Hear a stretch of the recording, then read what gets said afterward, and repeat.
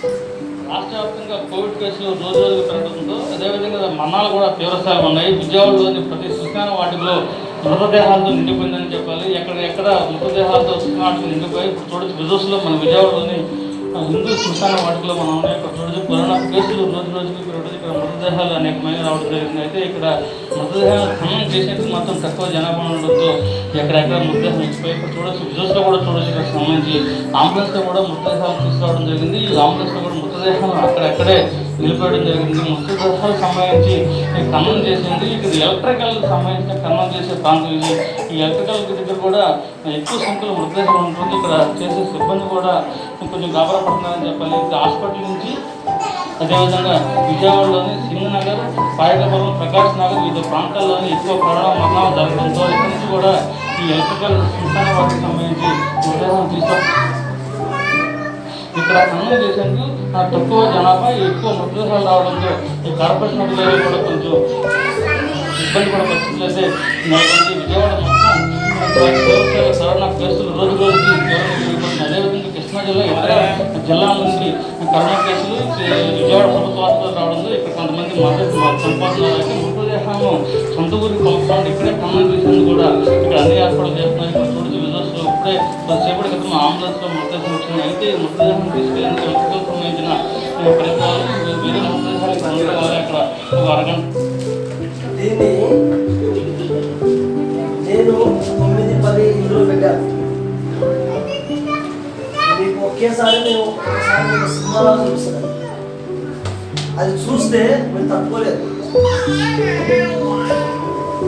వందల అంబులెన్సులు, వందల శవాలు గంటల తరబడి వెయిటింగ్లో ఉన్నారు. కాల్చడానికి కూడా ప్లేసు లేదు.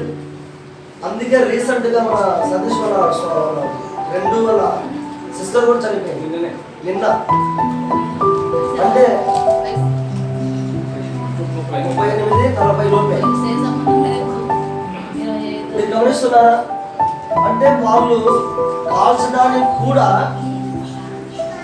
డబ్బులు వడ్డీ మొత్తంలో అడిగేటువంటి పరిస్థితి. గమనించండి, ఇక్కడ ఎవరి సంబంధం లేదు. ఈ వ్యాధి ఏం చేస్తుందో తెలుసా? మనిషి బంధాలను నడిగి చీల్చేస్తుంది. నువ్వు ఇంట్లో ఉంటే, నేను పొలం ఉంటే నేను అక్కడే, నువ్వు అక్కడే. నువ్వు ఇంట్లో మీ అమ్మ బయట ఉంటే నువ్వు ఇక్కడే, ఆమె అక్కడే. ఎవ్వరు కూడా కలవడానికి ఆస్కారమే లేకుండా చేసింది. గమనిస్తున్నారా? ఇది దారుణమైనటువంటి పరిస్థితి. బైబిల్లో ఒక మాట నేను చెప్పి నేను ముగించి నెక్స్ట్ వారంలో నేను చెప్తాను. ఇక్కడ చూడండి, ఇంకొక మాట ఇక్కడ చదవండి. 9వ అధ్యాయం 22వ వచనం. అదే ఇదే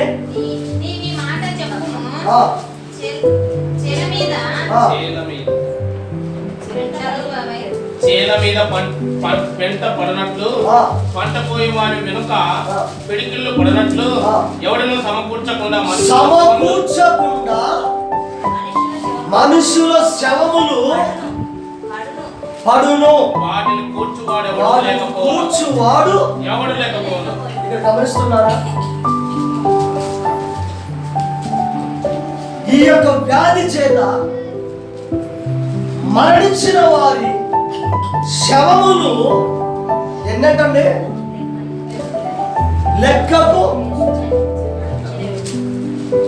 అది పెంట వలె వేయబడినటువంటి, ఎవరు కూర్చువాడు లేక పెంట వలె వేసినటువంటి వారి వలె ఎక్కడి శవములు అక్కడే అవి పడిపోతాయి. నువ్వు ఆశ్చర్యం తెలుసా? ఒక విచిత్రం తెలుసా? ఇరిమియా రాసిన గ్రంథంలోనే 25వ అధ్యాయం 33వ వచనంలో ఏం చేస్తారో చూడండి. ఆ దినమున యెహోవా చేత హతులైన వారు ఈ దేశము యొక్క ఈ దిశ నుండి ఈ దిశ వరకు, అనగా ఉత్తరము నుండి తూర్పుకు, తూర్పు నుండి పడమరకు, పడమర నుండి దక్షిణకు, ఈ దిశ నుండి ఆ దిశ వరకు ఎవరు కనబడదు. దేవుని యొక్క చేత హతులైన వారు వారి శవములు కుప్పలు కుప్పలుగా అవి పడిపోవు. తర్వాత ఎవరును వారిని గూర్చి అంగలార్చరు అంటే ఏడ్చరు. ఏమండి, ఇంతకు ముందు అయితే ఎవరైనా ఒక మనిషి మామూలుగా చనిపోయినా ఏడ్చేవా, దుఃఖము వచ్చే, అవునా? ఇప్పుడు ఈ వ్యాధి చేత మరణించిన వారిని సొంత కూతురు చూసినా, సొంత కుమారుడు చూసినా, సొంత తల్లి చూసినా అక్కడికి వెళ్ళి నువ్వు రోధించే పరిస్థితులు నీకు లేదు. నువ్వు ఏడవు, నువ్వు దుఃఖించవు. చూసా ఎంత ఘోరమైనటువంటి పరిస్థితి కల్లోలముగా సృజించింది. ప్రేమైన దేవుని పేరు మనం ఎక్కడున్నామో తెలుసా? భయంకరమైన అల్లకల్లుల మధ్యలో మన బతుకుతాం. మన చుట్టూ కూడా అల్లకల్లులం చేస్తున్నాం. విజయవాడలో విజృంభిస్తుంది, గుంటూరులో విజృంభిస్తుంది, ఇక్కడ విజృంభిస్తుంది. కర్నూలులో మనం తెలియకుండానే వందల కేసులు విజృంభిస్తుంది.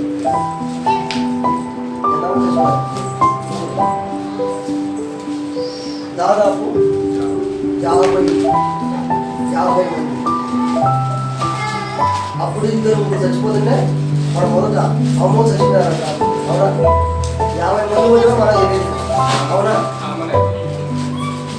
అర్థం చేసుకోండి, అది విజృంభిస్తుంది. ప్రపంచమును తల్లడిల్లి చేస్తుంది. అల్ల కలులుగా మారిపోతుంది. తల్లికి పిల్లలు లేదు, పిల్లకు తల్లి లేదు.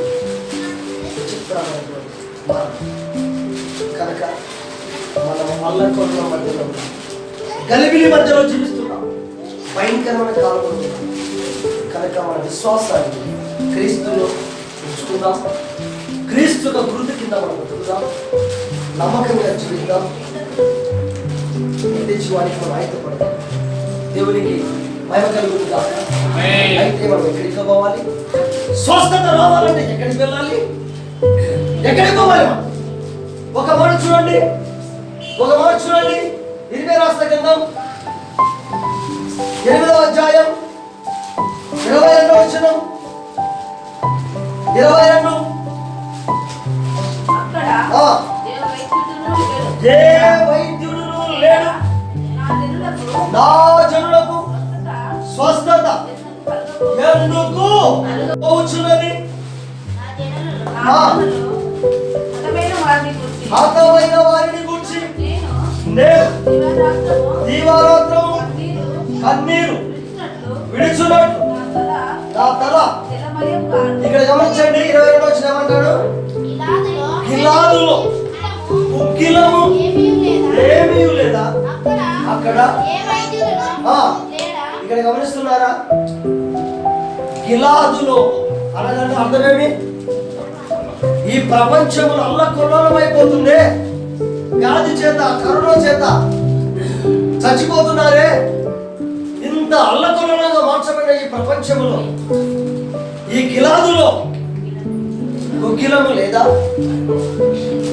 ఆ యూనివర్సిటీ, ఈ university, London university, India university, Oxford university, ఏమో సిటీలు చెప్తారు.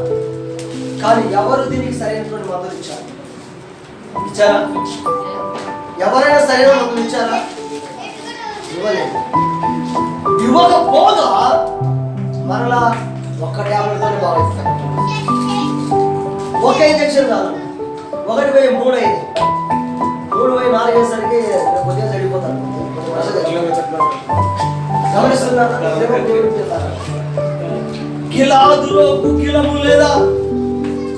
నా దేశమును స్వస్థపరచుకోవాలని కోరుకుంటే, నా ప్రజలు బాగుండాలని కోరుకుంటే, ఇజ్రాయెల్ దేశం అధికారి ఏం చేశాడు? తన దేశం ప్రజల కోసమై ప్రార్థించాడు. తన దేశ ప్రజల స్వస్థత కోసమై మందును కనిపెట్టాడు. తన దేశ ప్రజల కోసమై తను కావలసిన చర్యంతా తీసుకున్నాడు. అందుకే దేవుడు ఆ దేశమును స్వస్థపరిచాడు. ఆమేన్. హల్లెలూయా. ఆమేన్. మన దేశాలలో కుక్కిలము ఉన్నదని గమనించగలిగితే తప్పక దేశము స్వస్థపడుతుంది. ఆమేన్. హల్లెలూయా. ఆమేన్. నేను ఇది కనిపెట్టి అది కనిపెట్టి అంటే ఇష్టాలు ఉన్న పదమూడు అధ్యాయం అడిగేది వాళ్ళు లేట్ అయినా ఇది తెలుసుకోవాలని నా ఇష్టం. యెషయా 14:14 అప్పుడు ధర్మపడుచున్న జింక వలెను పోగు చేయని గొర్రెల వలెను జనులు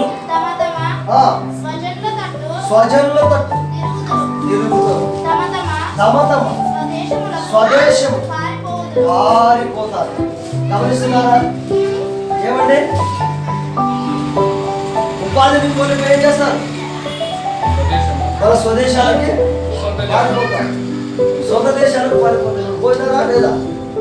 పోయినారా లేదా? ఇప్పుడు పోతున్నారా లేదా? ఇప్పుడు వైద్యులు కూడా మేము వైద్యము చేద్దాం, దేశములను స్వస్థత పరచాలను చూచాము, కానీ అది స్వస్థత పడలేదు పడగలదు అని చెప్పి డాక్టర్లు వైద్యులు కూడా చేతులు ఎత్తేసి తమ ఇళ్లకు వెళ్ళిపోవుట మనం చూడగలం. డాక్టర్ మాట్లాడుతూ ఏడుస్తూ చెప్తారు, ఇన్ని సంవత్సరాలుగా మేము చరిత్రలో రోగాలను చూశాం, కానీ ఇటువంటి రోగము అర్థవంతం కానిది, ఏ మైండ్ కూడా అర్థము లేనిది, ఏ వైద్యులు కూడా అంతు పట్టనిది ఏదైనా ఉంది అంటే అది ఇప్పుడు వచ్చిన వ్యాధి మాత్రమే. చెప్తా ఉంటాం వైద్యులకి మేము మందును కనిపెట్టినాం, కానీ మందు కనిపెట్టడం లేదంటే మన సంవత్సరం చెప్తున్నాం. అవునా? చెప్తున్నా లేదా? మీ అందరు కొడుతున్నామా? చెప్పడం వల్ల పోదాం.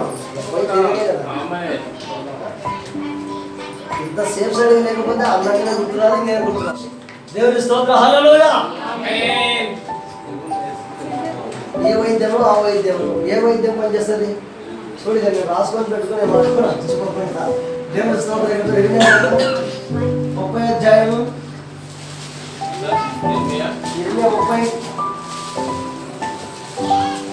13 నీ పాపములు విస్తరింపగా శత్రువు కొట్టినట్లు నీ గొప్ప దోషమును బట్టి నేను నీకు కఠిన శిక్షను చేసి నిన్ను గాయపరిచి ఉన్నాను. దేశములను దేవుడు ఏం చేశాడు? గాయపరిచి. అవునా? దేశములను కఠినంగా శిక్షించి ఉన్నాడు. కఠినంగా ఆయన గాయం చేశాడు. ఆయన గాయం మనం గాయం చేస్తే డాక్టర్ వైద్యం చేస్తాడు. మనకు చేయరిగితే కట్టు కడతాడు, మన కాలిగితే కట్టు కడతాడు, దూకపోతే మందు చూస్తాడు. అవునా? కానీ దేవుడే దేశాన్ని గాయం చేశాడు. మరి దీనికి ఎవరు మందు పెడతాడు? మందు పెడతారా? పద్దాలు వచ్చి చూడండి. నీ స్నేహితులందరూ నిన్ను మరచి ఉన్నారు, వారు నిన్ను గూర్చి విచారింపరు. నీ గాయము చేత నీవు అంచనవేమి? నీకు కలిగిన నొప్పి నివారణ కాదు. నీ పాపములు విస్తరించినందున నీ దోషములను బట్టి నేను నిన్ను ఇలాగూ చేయుచున్నాను. గాయములకు ఏమి లేదంట, నివారణ లేదు. ఏ వైద్యం వలన నివారణ లేదు. ఎవరు బాగు చేయలేరు, ఏ వైద్యుడు బాగు చేయలేడు. గిలాదులో వాక్యమును దేవుడు ఒకరు ఉన్నారని, స్వస్థపరచు దేవుడు ఒకరు ఉన్నారని, దేశమును పరిపాలించువాడు ఒకరు ఉన్నారని, భూమి ఆకాశములను కలగజేసే దేవుడు ఒకరు ఉన్నారని ఏ దేశము గమనించగలుగుతుందో ఆ దేశం పట్ల దేవుడు తన కనికరం చూపగలడు. ఎందుకంటే ఆయనే స్వస్థపరచు యెహోవా ఉన్నాడు. దేవునికి మహిమ కలుగును గాక. వచ్చే వారంలో నేను మిగిలిన భాగం చెప్తాను. ఇప్పటికే సమయం మనకు దాదాపు మించిపోయినట్టు కరెక్ట్.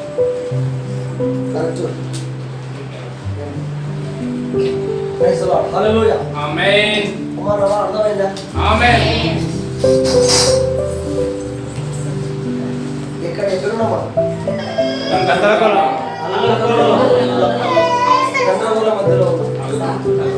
ఎక్కడున్నాం మనం? సేమ్ సైడ్ గా ఉన్నాం. ఆమేన్. మన చుట్టూ గందరగోళం. మన ముందు మన వెనక అంత గందరగోళం. కానీ మనం మాత్రమే సేఫ్ జోన్ లో ఉన్నాం. అది ఆయన రెక్కల కింద, ఆమేన్. ఆయన రక్తపు గుర్తు కింద. ఆమేన్. దేవుడికి మహిమ కలుగును గాక. అందరికీ నిలబడదాం.